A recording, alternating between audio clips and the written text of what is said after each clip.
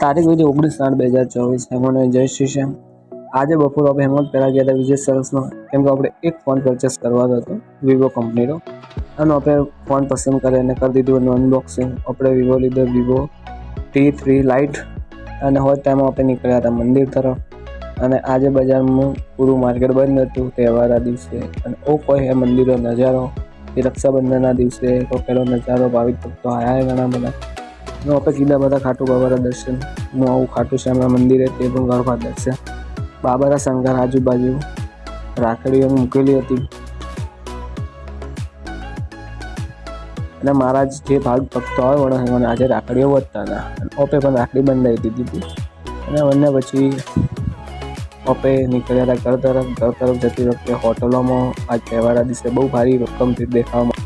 મારા તરફથી Hemant happy Rakshabandhan. Add જ મિની બ્લોગ માટે subscribe to my channel. Thank you.